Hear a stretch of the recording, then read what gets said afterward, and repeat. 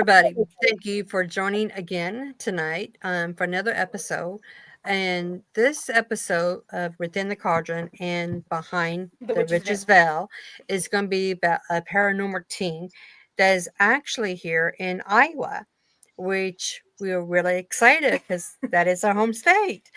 Um, so we are going to talk to spirits of Iowa Paranormal Society.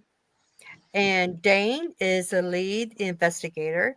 And Dane, will you please introduce everybody to the audience? Hey guys, first of all, I want to say thank you for bringing us on. This is going to be a fabulous night, just meeting everyone, and hope you guys learn something cool. So I'm Dane, lead investigator. We have Kimberly and Ava, Linda and Stephanie. Those are my team members. Wonderful team members that do amazing, specialized things. Kimberly is the historian. Ava is the channeler. Linda is our medium, and Stephanie's the nurturer. And we also have our host, Nico. And then we got Miss Amy over here, which you guys don't see very much of because she's always hiding, it seems like. I'm just a busy woman, okay? She's a busy woman. Okay, so first of all, where are you guys actually located at? We are kind of spread out. So I'm located in the Des Moines area. And then Kimberly and Ava, Linda, they kind of grouped up in northeastern Iowa. And then you, Stephanie, are kind of in the Perry area, I guess. Awesome, awesome. So how long have you all been doing this as a team? We've been doing this since 2022. So Oh, so for kind a of few years. new. Yeah. Awesome, great. Um, What got you guys interested in? I know for me, I've always been interested in the paranormal since I've been a young child because I've always had experiences with the paranormal. So what got you guys interested in on this path? Okay. Very quick backstory. Basically, since I've been a kid, my first experience when I was 10 or 11 years old, I was at my grandma's house in eastern Iowa, coincidentally, actually. House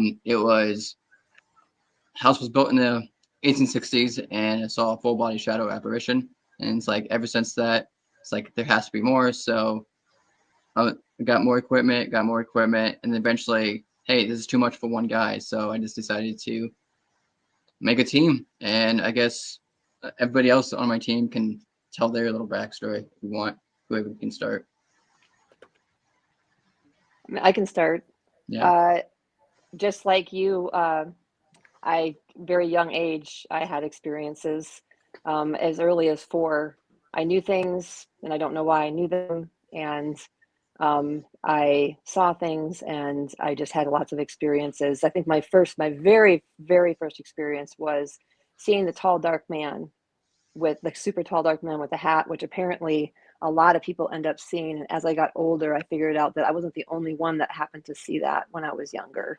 And then that I just was always super, super intrigued with the paranormal, with Stephen King, I was just curious, and I had to silently be curious. I also identify as an eclectic witch as well. And so I had a lot of those things go on that just kind of naturally came to me.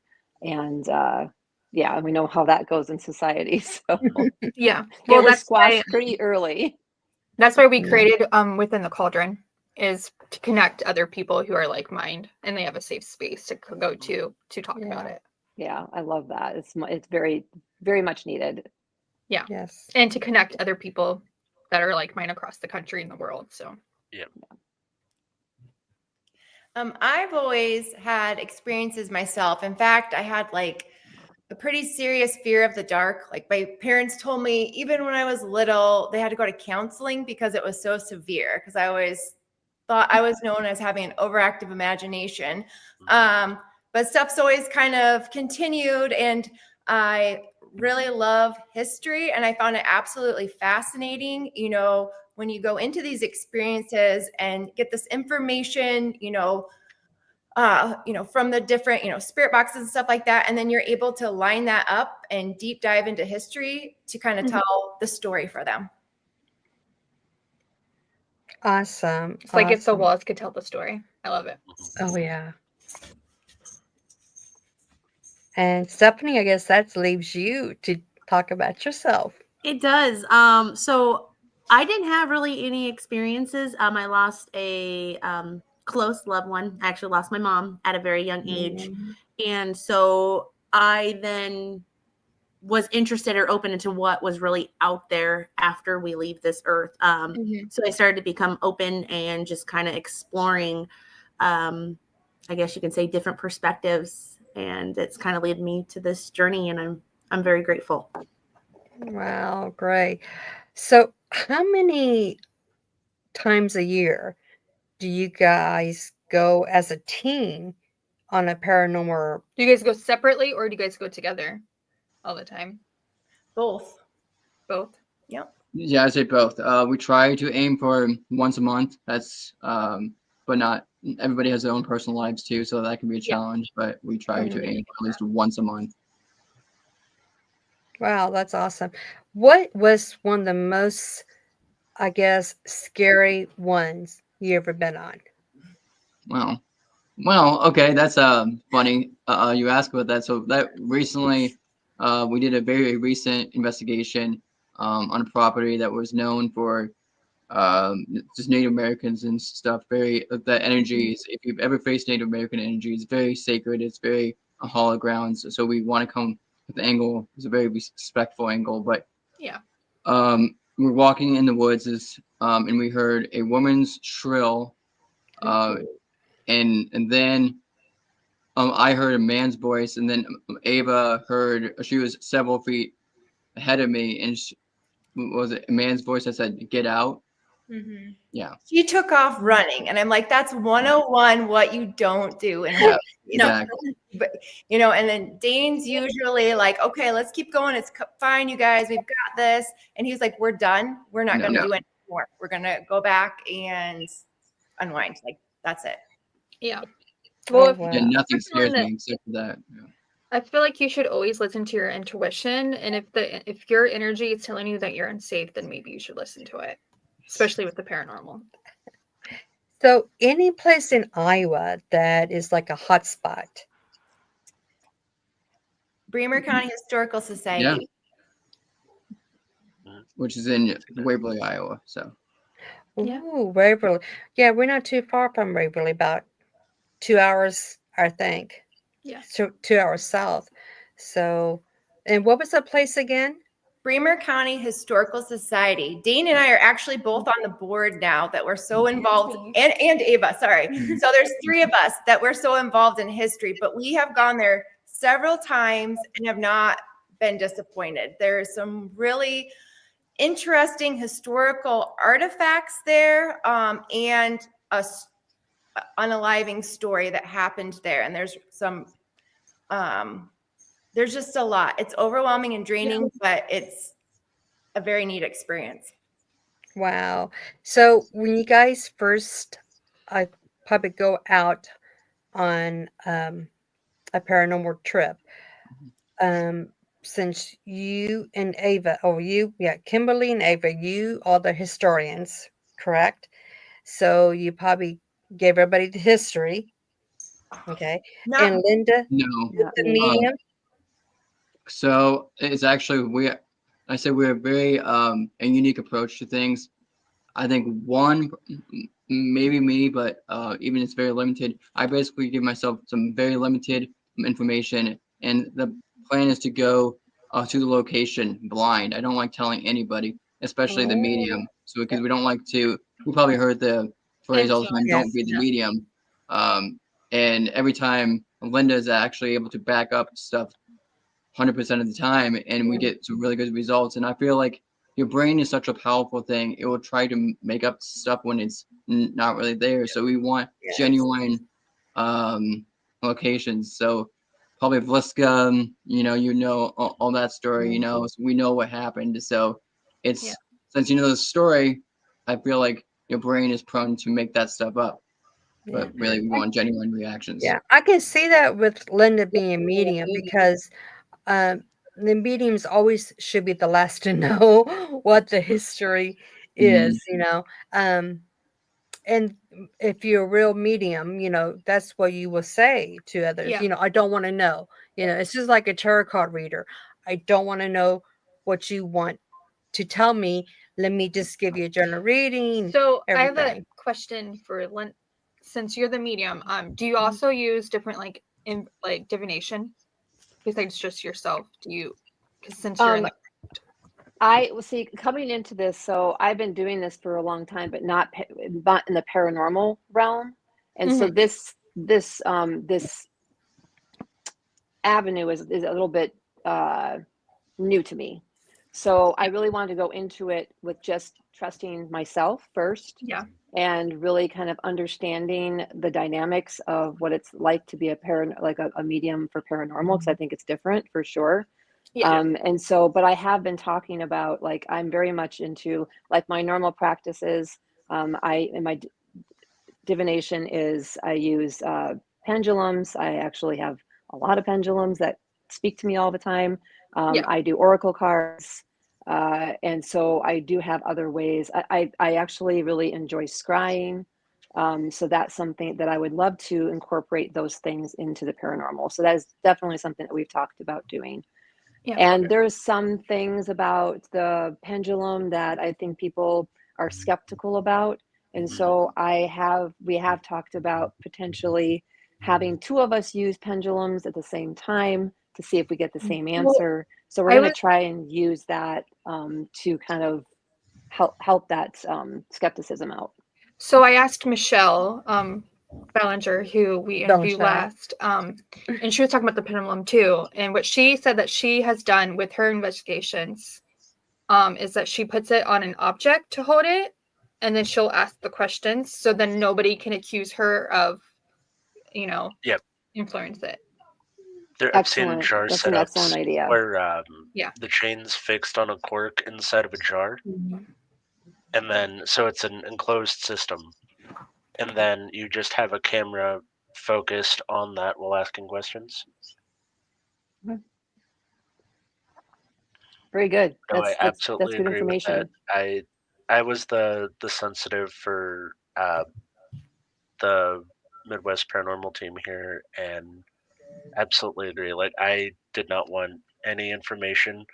I would either be the first person to walk through and then like come back and be like, okay, this is like my first impression, and then have whoever had the historical information like fact check me and then proceed from there. Yeah, and I think that's where Stephanie and I, because Stephanie is definitely intuitive, where her and I can, like, I mean, because when we went to the poorhouse, we both walked through and we had different angles and different ways of working, and that really complemented the situation. And so I think that's super valuable too, is to have more than one of us going through and doing that walkthrough to find out where we're going to set up the cameras and that sort of thing. Yep. And Linda's so brave. In August, we're traveling out of state, and she's willing to go without knowing even what state we're going to. Just gonna hop in and go. Just along for the ride. Yep. Oh wow, you are very really good at what you want to do. Then, so if you don't know where you're going to go, I mean that's pretty awesome. That's pretty awesome, because I know I went to Lizzie Borden's house last fall, and there was a medium there, and my kids kept saying, "Mom, Mom, Mom, you do this," because they want somebody to do a mediumship there with our group that was in. And I go, no, let somebody else do it. I do it all the time. So we have this young lady who said, well, let me just go under. And she goes like, she goes 1, 2. And she said she was under, she was talking. So, okay, I'm under now. And then she was talking to the ghost well, to the spirits, I should not ghosts, but to the spirits. And then she came out and she goes, I wish those spirits would just leave my leg alone. And we had a ghost box. And the ghost box goes, we didn't even touch your leg, lady. Plain as day. And everybody there is just like, you know, and I'm just sitting back. I'm not saying anything because I'm not going to be one of those persons that says, oh, I'm better than you or anything like that. I'm just going to take it like it is, because everybody that is a medium or anything does their own way. But yeah, the ghost it was just so funny, just the way that ghost box came out. And with ghost boxes, sometimes you don't get a really clarity on the voice. But this voice was like so clear. I mean, it's like somebody was just talking to you, but it came through a ghost box. It was really amazing. But Yeah, and the spirits medium don't just like, yeah, they don't like to be accused of anything. yeah, That's for yeah, sure. and yeah, and the medium just she goes, oh, that spirit's just lying, and then on another ghost box, it's like, oh no, so it was really it was kind of funny in a way, but I kind of felt sorry for her too in a way, but I just kept my mouth shut because I'm not going to be that person. So Yeah, I mean, I think as a medium, if you're not feeling it, you need to be honest and transparent yes, and Yeah. say, you know what, I'm not doing very well today. I'm not connecting. I mean, yeah, I have some amazing mentors for mediumship that have taught me that to be brutally honest with myself and to say, mhm, even if I have a client that I'm reading for, to say, I'm sorry, I'm going to have to give you your money back because today is just not a good day for me. yeah, I am not connecting with spirit. It's yeah, not that spirit can't connect with me. I'm the one that's in mhm, the way and yeah, I'm the one that has the issue. And so I need to be yeah, honest about that. So yeah, I think that's super valuable to be able yes, to be humble and say that this is just it not my is. night. Absolutely.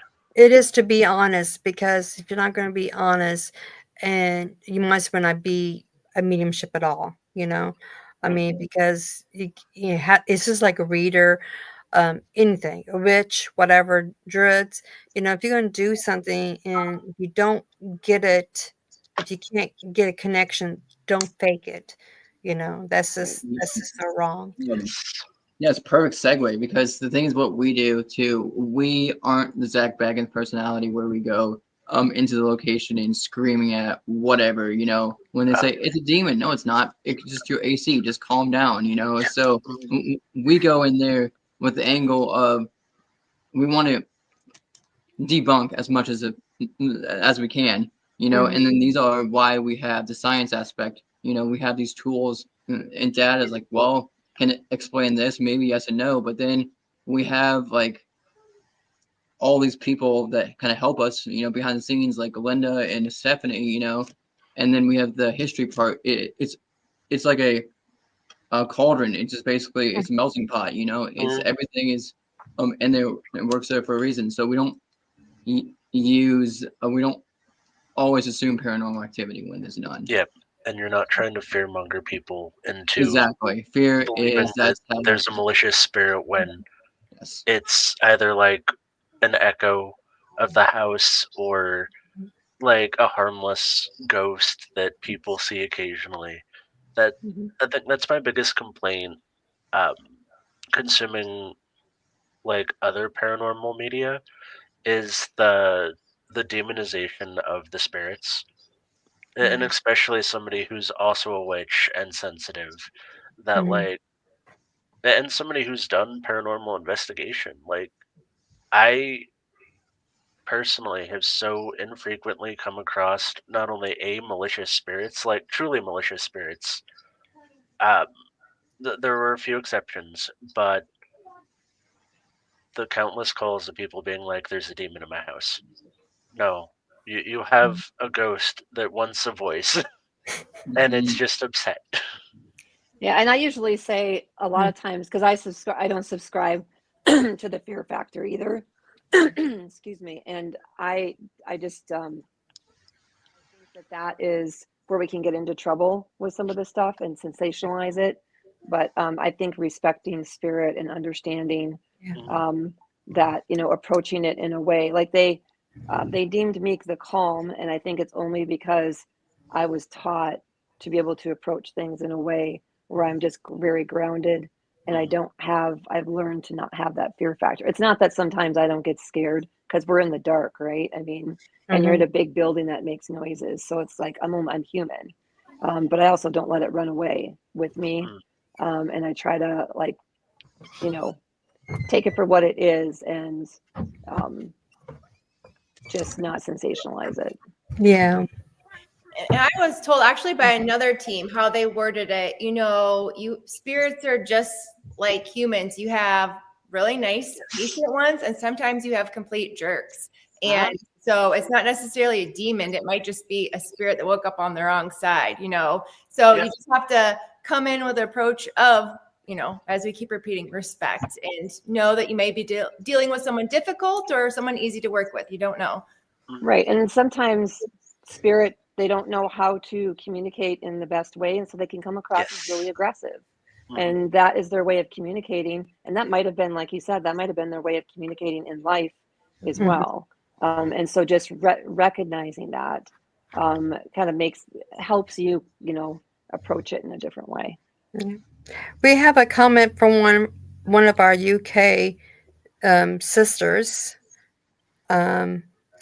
Open-minded and don't go into anywhere thinking it's haunted till I see it.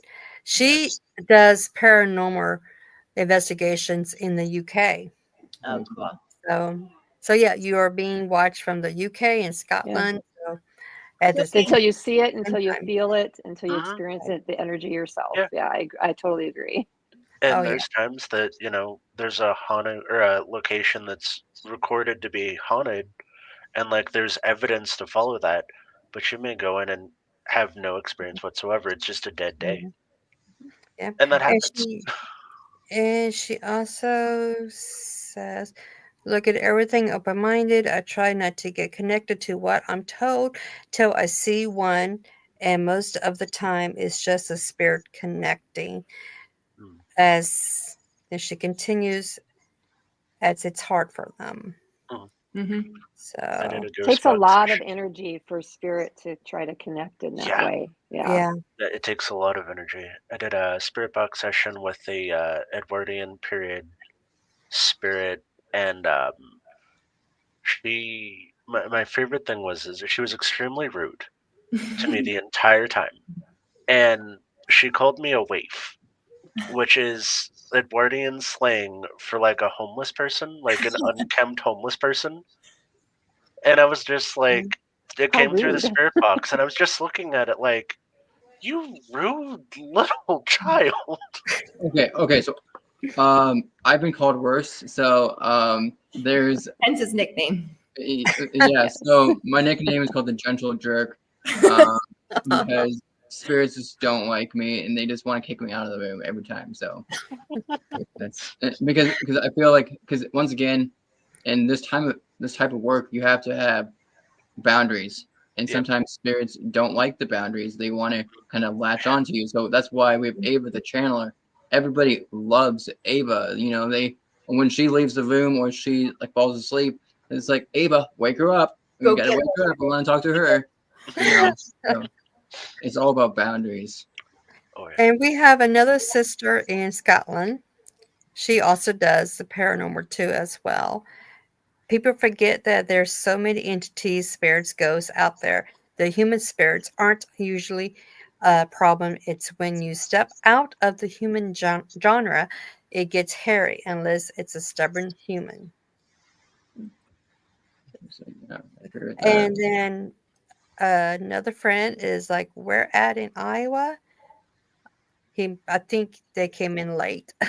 Oh yeah, we're kind of all over. So some people are from Eastern Iowa, some people are from the Perry area, and I'm from the Des Moines area. So we're kind of all spread out, but we all manage to travel together. So that's the cool part. Yeah. So what kind of equipment? Because I know everybody uses pretty much the same equipment, and sometimes they don't. So what do your team use? Jeez, we use a lot. So we have the K2 meters, stereotypical K2 meters. We also have the FLIR camera, which is a thermal cam.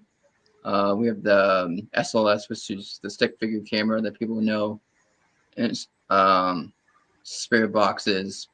What else do we have? We have so many. Like what? I guess cat balls. The plasma ball. Yeah, yeah. So we have a pretty big arsenal. So. And we've been Wow. trying out a new app. Like usually Dane was a fan of apps, but we've had some consistent results with a couple apps. Oh, wow. What kind of apps do you guys use then?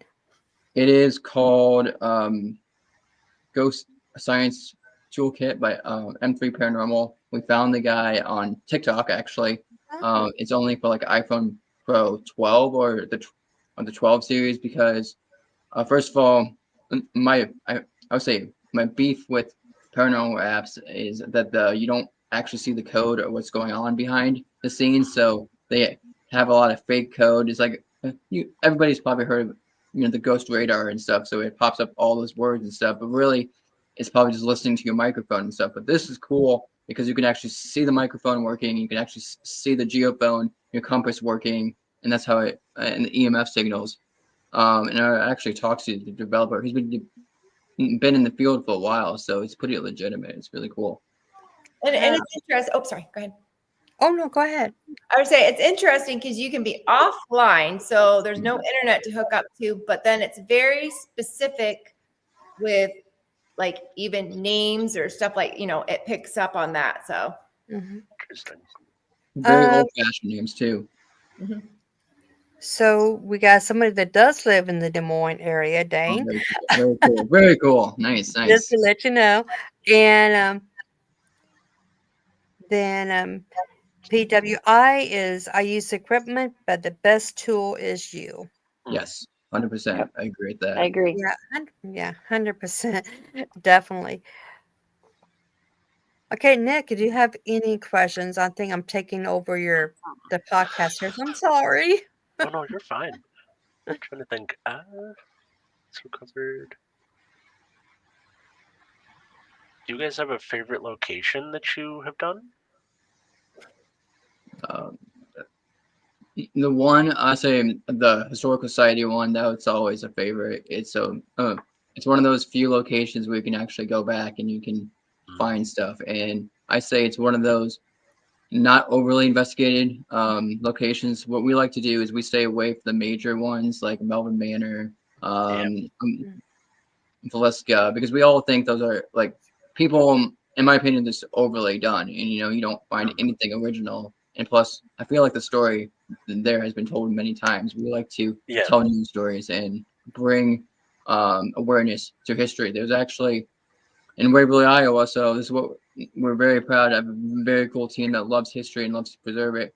There was actually a pioneer cemetery that we're actually in the process of saving. We got the state archaeologists of Iowa to come and actually say yes, there were actually burial like plots here. So, and the city was going to bulldoze it, and we managed to save it. So, Yeah, and that was interesting because we all individually, between Dane and Kimberly and Ava and I, we all individually were connected to that space. It's not far from my house, and I would always go up there and I would meditate. And I did. There were spirits there that I connected with.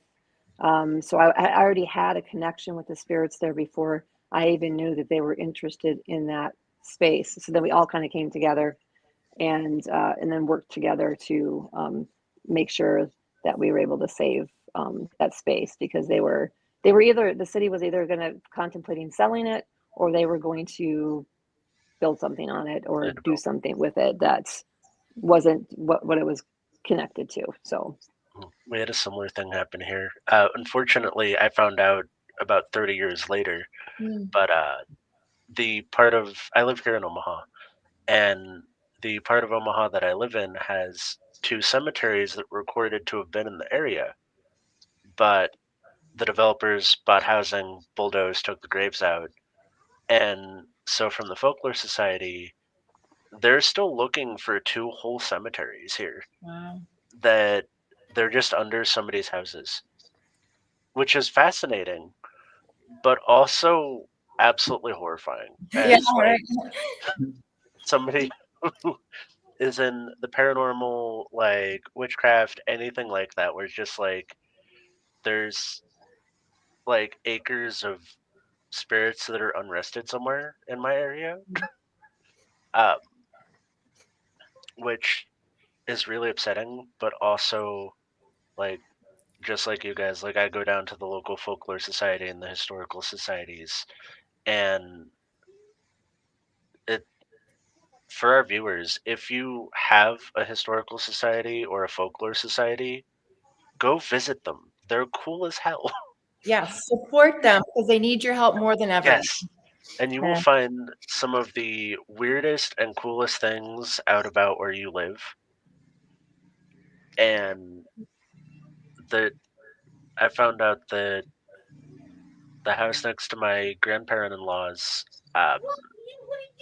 in the late 1800s was the house of a psychic medium who was back during the spiritualism age.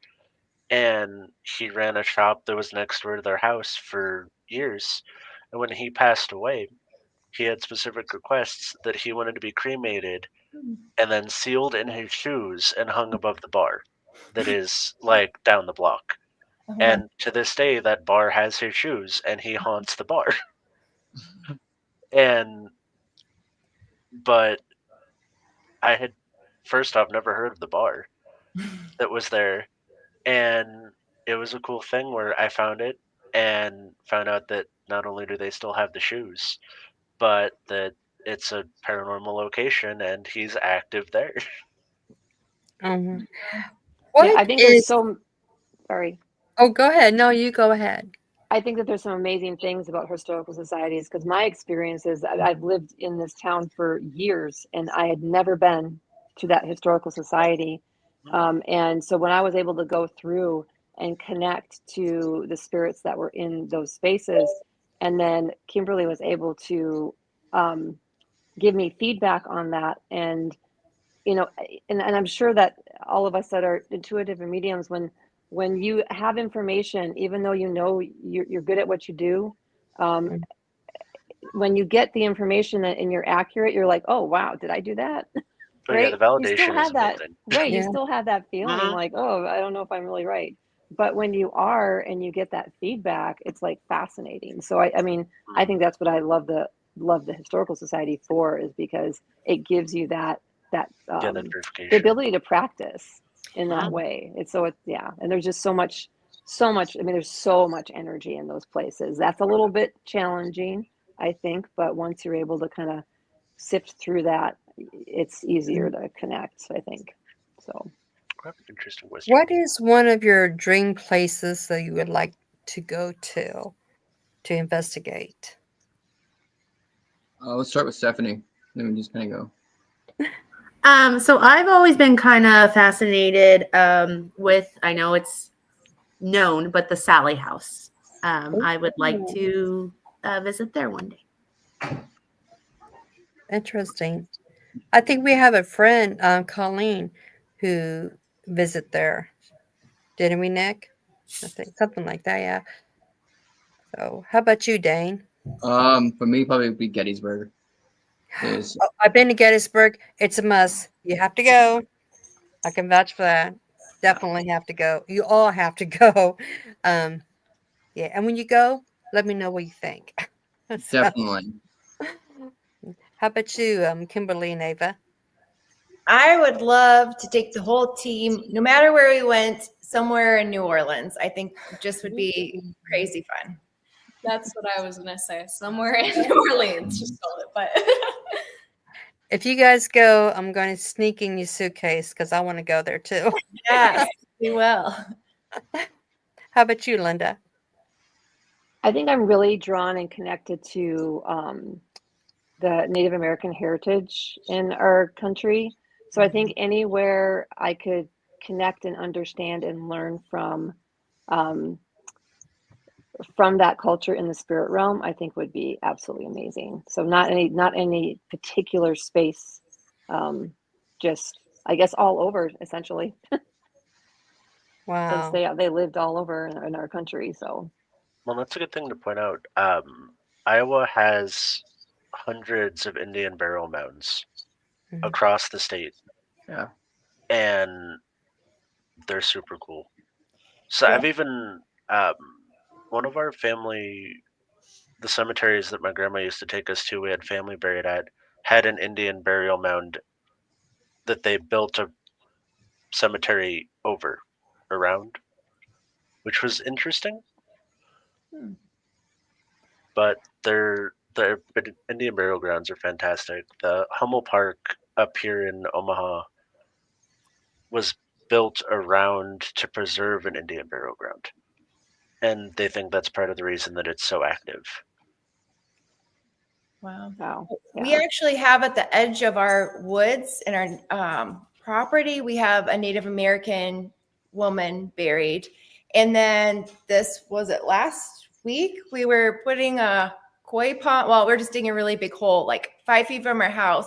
And we started discovering Native American artifacts. So we're not touching it for now, because if it is also a burial mound, because we've been learning in the history Mhm. that on the knoll, the hill, which we're kind of a part of, is known burial mound. So we're just like paused. Mm. Yes. Um, yeah, in Iowa, we have an Indian graves ground, burial ground, probably right across the street where we live at on the farm. And I remember my grandpa always said, "Do not walk across those graves or anything," And I never Mm. did. I have respect and everything. Um, It's sacred. I so know effigy mounds too, right? That yeah, eastern, that whatever boundary that is fascinating. yeah, If you have not been to effigy mounds, 100% recommend that place. Really cool. oh And I have an yeah, interesting oh yeah. question. What do you guys do as far as personal protections before you go to paranormal investigations? Do you do them? Do you not do them? I do, and it's not so much for me to. I don't look at it as I'm protecting myself against something else. I'm just protecting my energy, so I Mhm. have control over my whole energy. That's how I see it, and I do. I sometimes will meditate. Sometimes, if I don't have a lot of time, I just connect and ask for my guides, for my ancestors to surround me. Sometimes I'll call on Archangel Michael. Um, I like to use color, visual color. Mhm. I'm very clairvoyant, so I like to use visual color for that as well. And sometimes, I mean, I work with crystals, and sometimes I do bring a particular crystal, like tiger's eye or quartz Mhm. crystal, and I'll wear that for protection, and ask for the energies of that to protect as well. So, and we have talked about as a group doing that all together, so that, and then I would graciously like guide that as far as what Mhm. my practices are.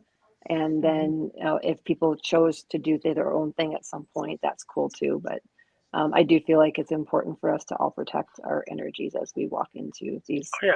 sacred spaces. Mhm. Definitely. How about cemeteries? Do you ever go to cemeteries to do any kind of investigation? We recently been doing like TikTok lives Mhm.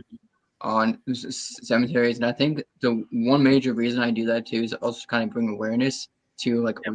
the really cool stories behind all these graves and stuff. Mhm. Iowa has many cool like cemeteries. So Mhm. just go. They're right next door. Just got to go find it. Go get out. You know. And then I'm kind of want to backtrack on the protection stuff.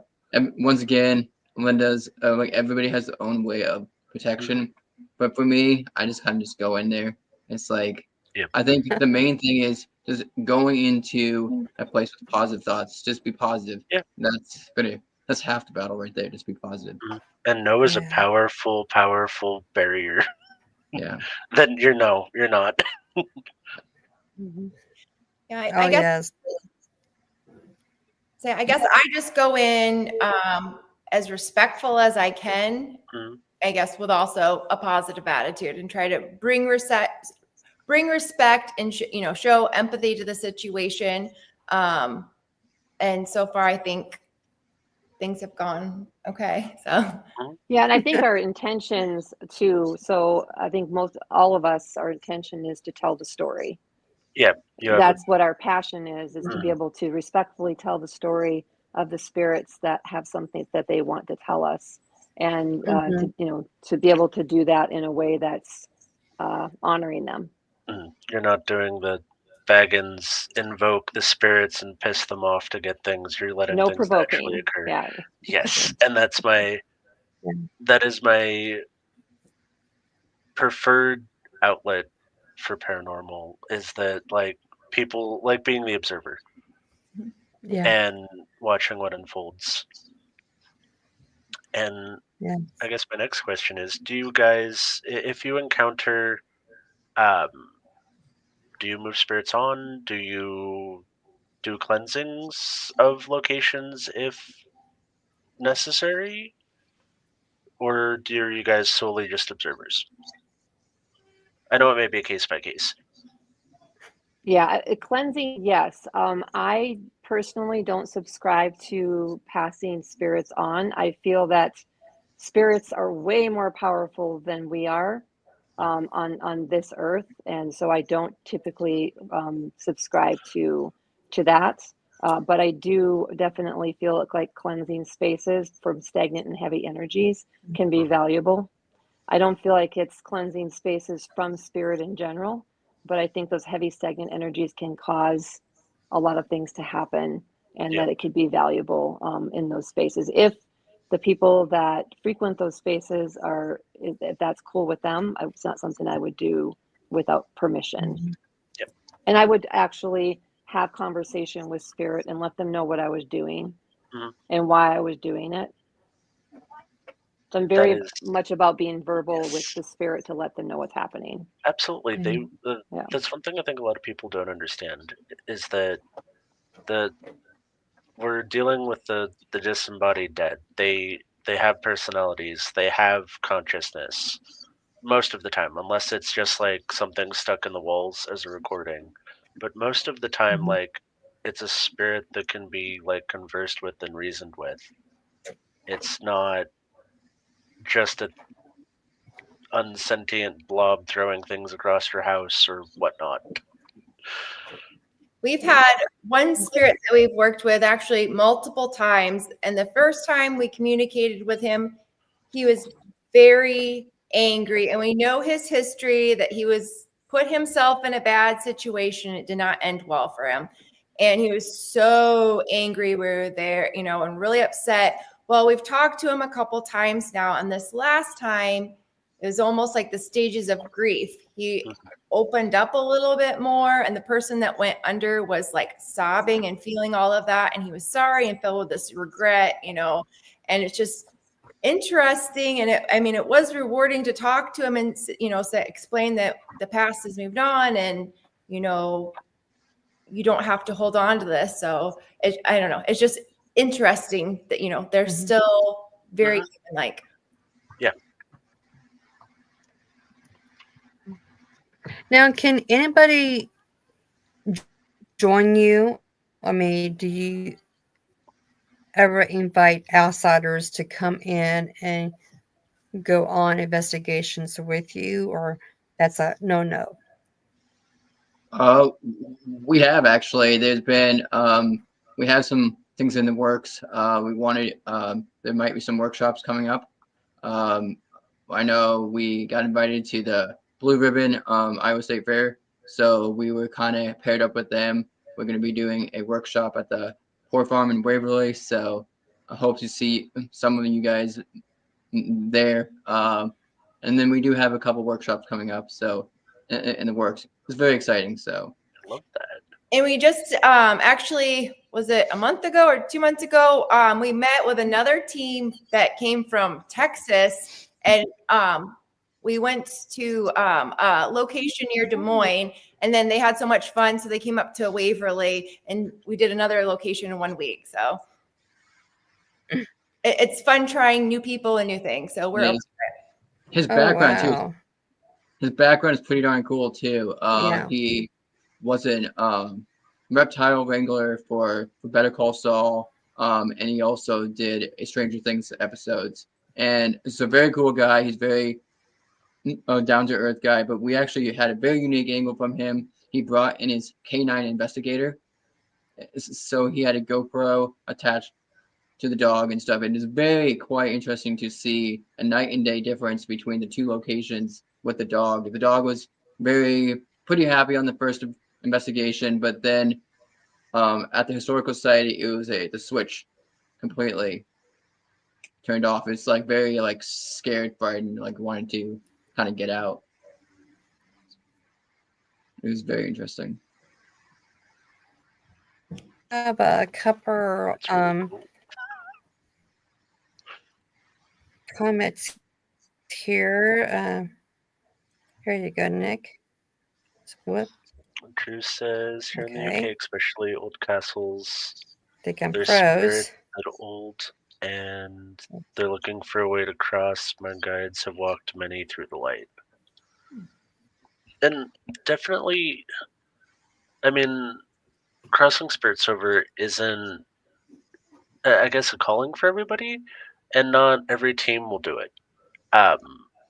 Like I said, some are there merely to observe, some invoke, and some are there out of like a conscious to help the spirits involved. And it kind of depends on what your intentions are and like where if you're spiritual, like where your practice comes from.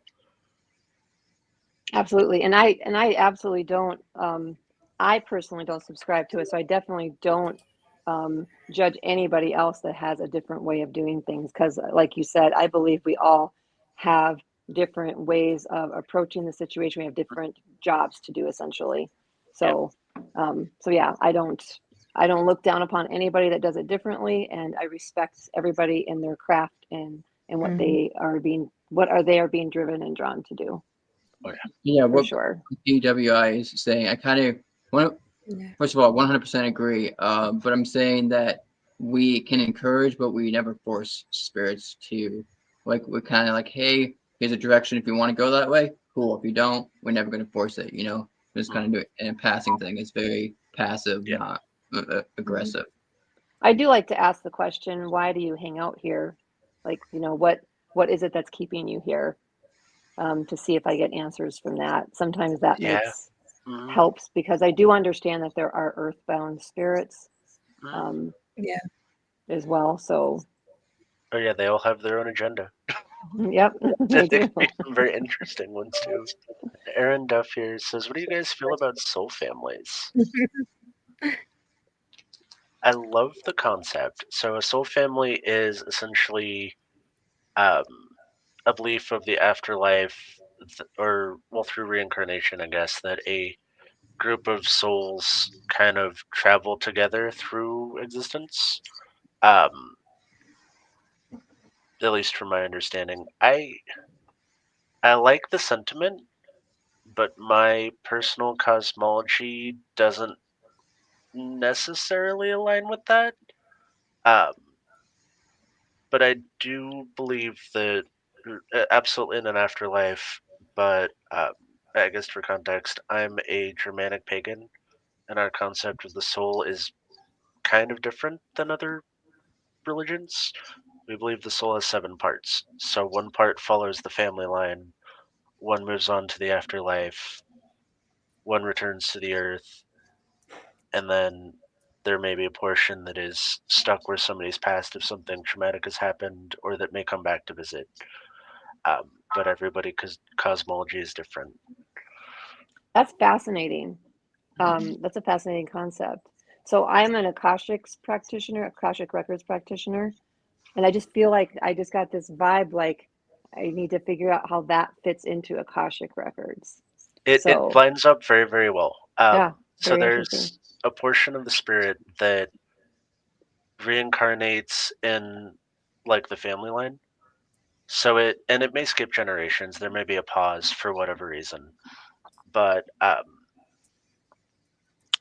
they have a very interesting view on how the spirits like transverse through the afterlife, and then like there's like the ancestral pool too. So it's like you go in to become like a spirit guide for the family, or you may choose to leave that and come back through. But they're part of you, but you're also you. Yeah, it is fascinating. Mhm. Yeah, I love that you brought that up. Thank you. I'm going to have to look more into that in relation to my Akashic work for sure. Yeah, I heard something recently that I thought was interesting, that the soul and spirit were two different things, and the soul, moves on to wherever it goes, and then the spirit's like your emotion, your energy. And I was like, well, that kind of makes sense, like, why is grandma still in the house? Well, her soul's maybe moved on to other things, but her energy, her spirit is still here. So, Yep.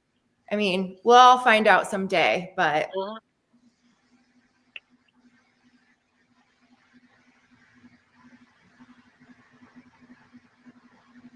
Most definitely. I think I'm froze up here. No, you're not. Maybe. Nope, we lost her. Got a comment here from Mark. Where could somebody learn about those 7 parts? Give me a second. There is, I believe, a book.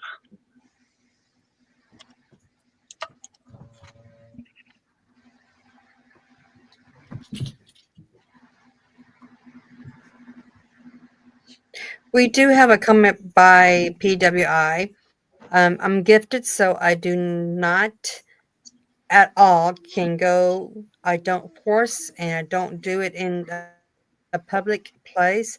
I say you want help, come out of the building and away from place due to other energies. Can't see the comments, but that's what she said. And so, with your investigations, do you kind of keep like a journal on your investigations? I guess our version of journal is all investigations are on YouTube.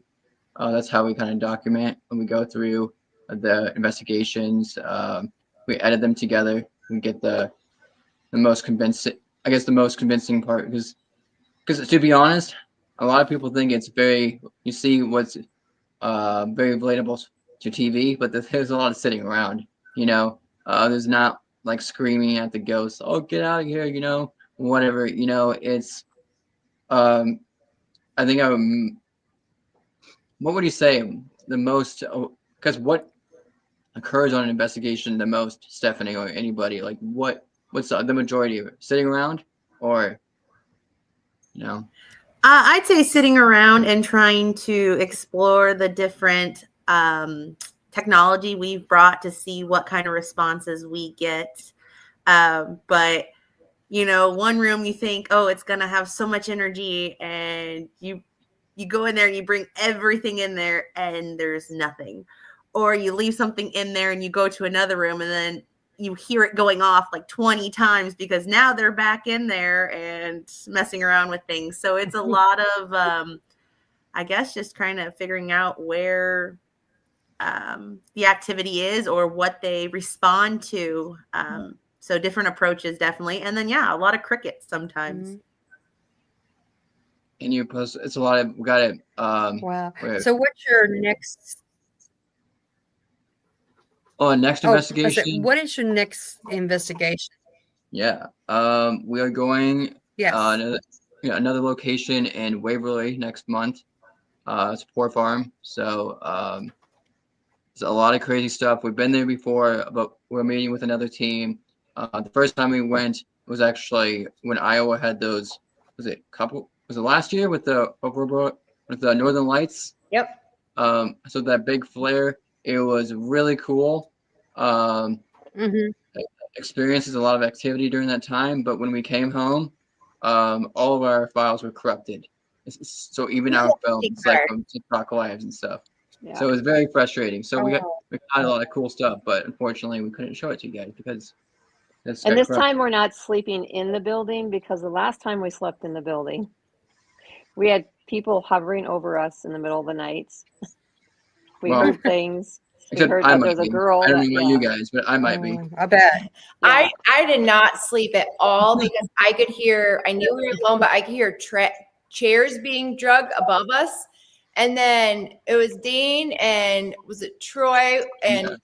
Dane was going under with the headphones and stuff like that. And Ava was sleeping and she sat up and started talking to him in her sleep while he's under and she's yapping. I'm like, okay, she's not consenting to this. We gotta stop.